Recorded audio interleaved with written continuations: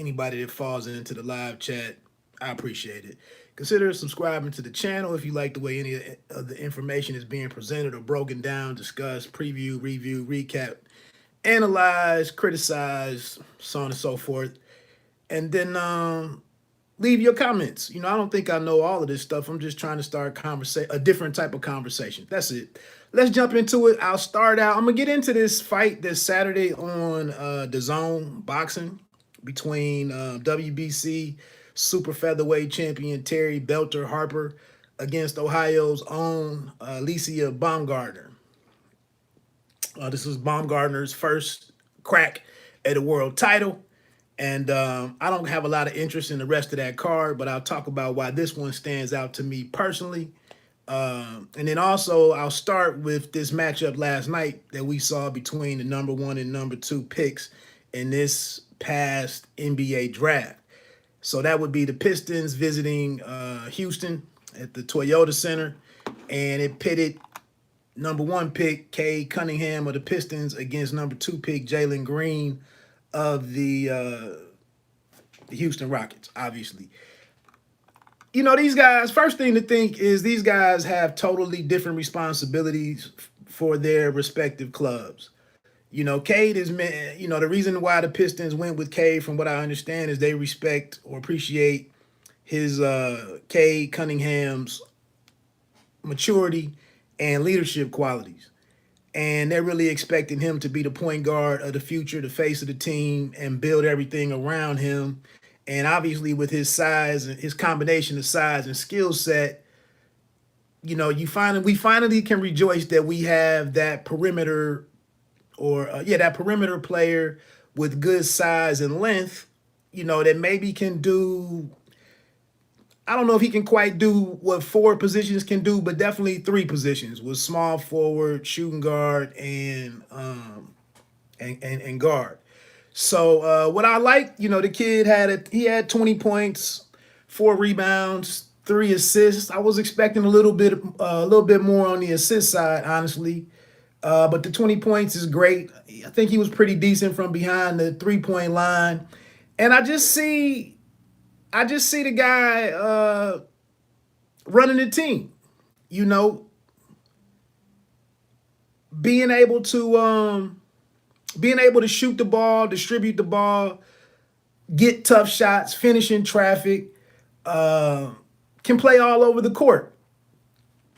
So I thought he had an excellent game. They get the win. I like that he didn't lose his mind, and really show any response when Jalen Green got the dunk on that drive. Jalen Green got the big dunk and yelled, let out some excitement and whatnot over a great play. I think he got the technical after that and whatnot. And Cade really didn't even flinch.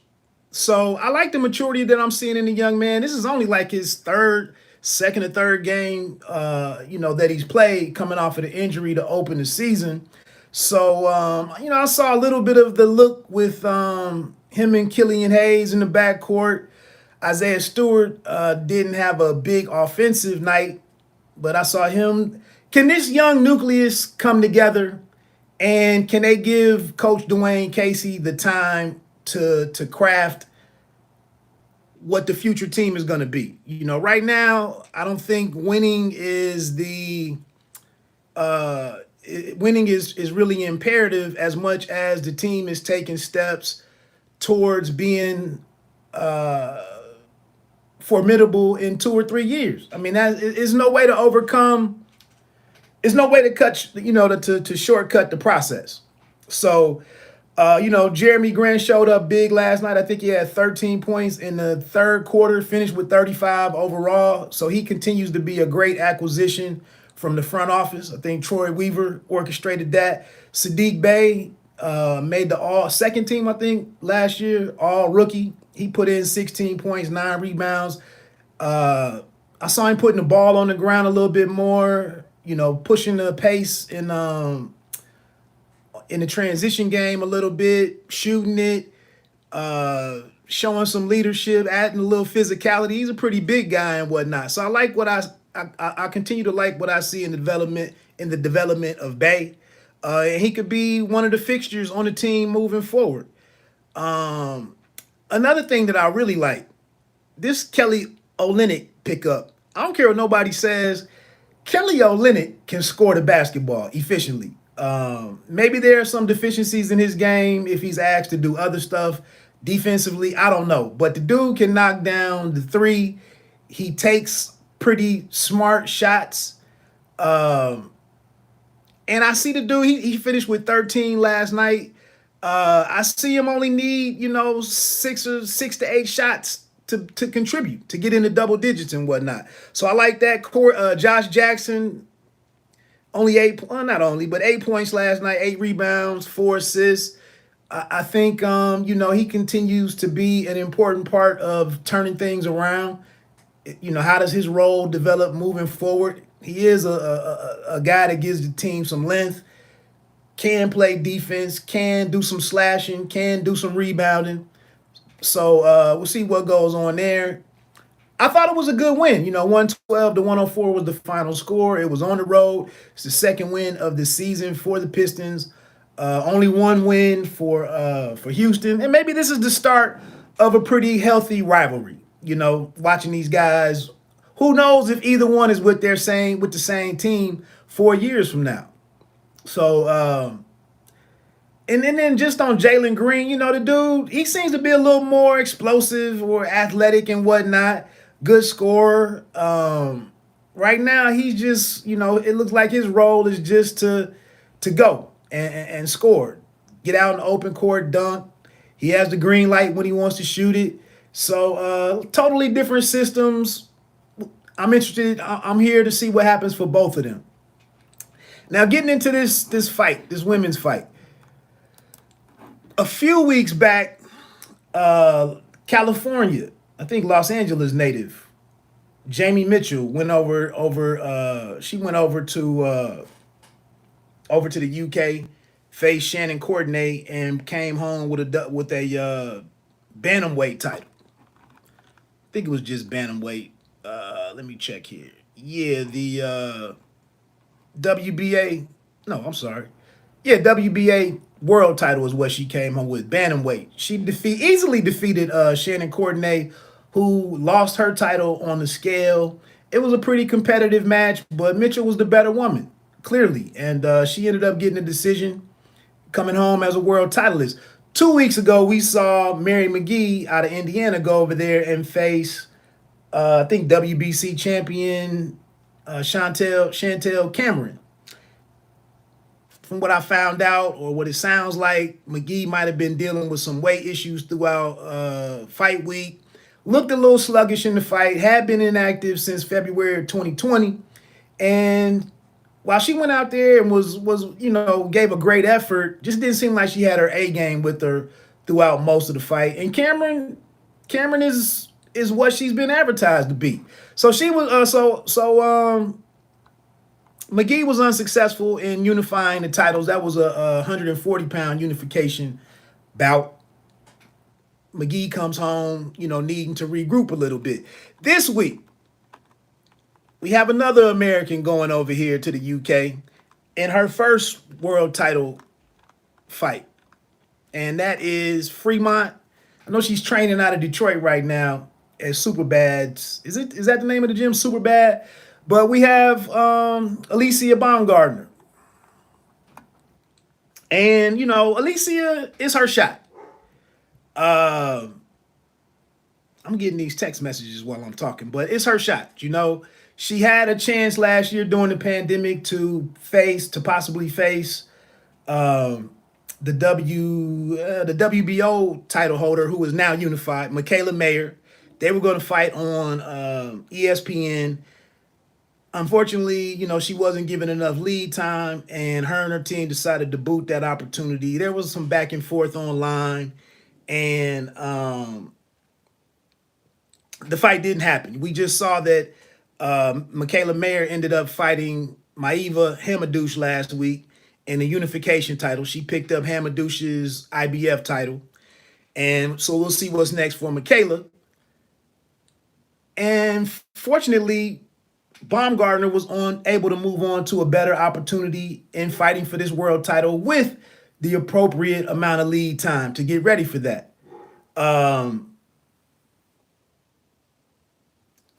Everybody in the world just text messaging me right now. Seems like some important information, but I'm trying to do my thing. So, Terry Harper, the reigning WBC champion, super featherweight. What we know from her, super featherweight, 130 pounds. What we know from her is that she had an awesome fight with Natasha Jonas. Natasha Jonas might have even edged that fight out, actually, to be honest. It was well contested. Harper may have done just enough to retain her titles. I enjoyed the fight. So I'm thinking this fight right here is going to be pretty decent. Why would I give Alicia Baumgardner a shot, a good chance to win this title? A few years ago, or a couple years ago, Alicia Baumgardner faced the UK's, or Greece. I think she's from Greece. Christina Lenarditu down in Louisville, Kentucky. And Lenarditu was coming over from mixed martial arts or kickboxing or whatever. Not the greatest straightforward, sweet science operator, but Christina Lenarditu is extremely freaking aggressive and violent. And I think what I saw in that fight, I don't know if Alicia Baumgardner really lost it. She didn't get the decision. She did lose her silver title or whatever, some junior title that she had. And, it was her first loss. But I think what it was, in my opinion, was the fact that Lenarditu, her aggression, her intensity, the pressure that she put on Alicia, I think it just looked better to the judges. And this is what I've talked about before. You don't, in these club shows, these regional cards, these smaller shows, you don't always know who's judging these things. I mentioned last year, a year and a half ago, I was down in Cincinnati, and it ended up being one real judge, and then the other two cards were filled out by the medical team that was on site in case a fighter was hurt or injured seriously. That's who turned in the cards. I don't know. I'm not for sure who. I do know one of the judges that, and I can't reach out to him at this point, but I did talk to one of the judges that night when Lenarditu and Baumgardner fought. But she came up with the decision. But I think she relied more on being like the classic boxer, maybe even classic boxer puncher, and she was more controlled. She never really looked uncomfortable, but she was just fighting way more measured than this whirling dervish attacker in Lenarditu. And I think that appealed to the judges who were on site that night. And it didn't work in it didn't work in Baumgardner's favor. So I think from that experience alone, Baumgardner at least has a baseline from which to work with. Now, Harper, and then in 2017, 2018, Baumgardner was Ring Magazine's Prospect of the Year for female boxing. So, she comes in with a lot of pedigree, very athletic background. She stays in the gym. She hasn't gone on to face the bigger names or the bigger on the world stage, at least to this point. But she has had a few fights over the last year or two, and I think she's coming in this one with a good chance to win. I did see at the stare down at the press conference today, and the stare down, there is a bit of a height differential between in Belter's favor. I'm not sure what the tail of the tape is on the reach and whatnot. But again, I think Belter learned quite a bit about herself and made a good statement in how she fought Natasha Jonas. There are another one or two fights that I've seen of Harper, and she's a solid champion. I don't think this is an opening shut fight for her. I think Alicia can come in, make a good statement for herself. Hopefully the judging isn't an issue. But you can't worry about that. Are you even in a even in a with a bad decision, there's greater opportunities for Baumgardner if she looks good. Now I saw it earlier in the week they had the digital piece out there on the Zone Boxing YouTube channel where she says she feels like she sees there being a big punch that puts Harper onto the canvas, and then she gets her hand raised, and she doesn't. It won't go to the judges. Ideally, that's what it needs to be.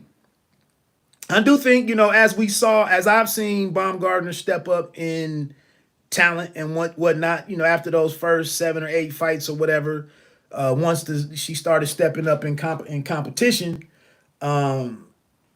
the knockouts have gone away.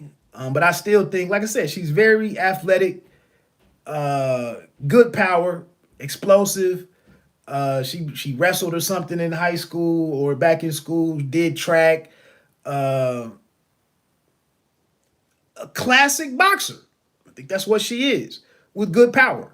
So we'll see if she can put all those tools together. She did. She did lose her primary coach last year, in I think his first name, they just called him Ali, but it was Tony Harrison's father.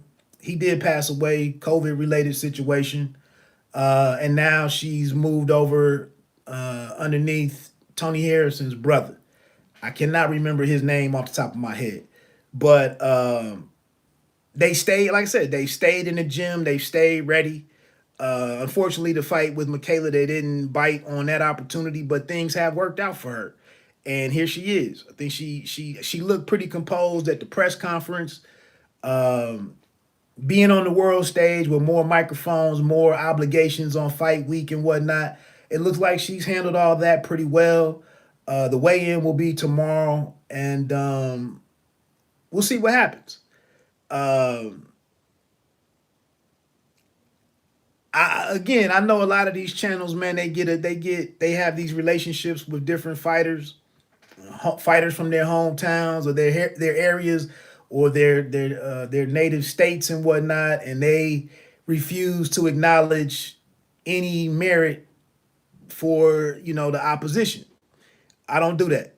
I think this is going to be a difficult task for Alicia, but this is what she signed up for. This is what she's been working towards. This is what she's been preparing herself for. So all you can do is go out there and give your best effort. I do see a way for her to win this fight. Stick to her technique, use her quickness, use her hand speed, use her boxing IQ, use her footwork. And maybe it's a fact. Maybe it just is revealed that Harper, being a champion, maybe having a handful of more fights than her or whatever. But maybe with all of that in place, maybe Baumgardner is still the better woman on come Saturday night. Maybe.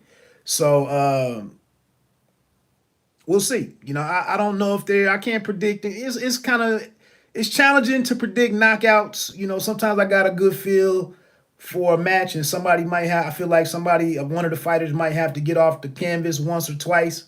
I can't say that I necessarily see this here.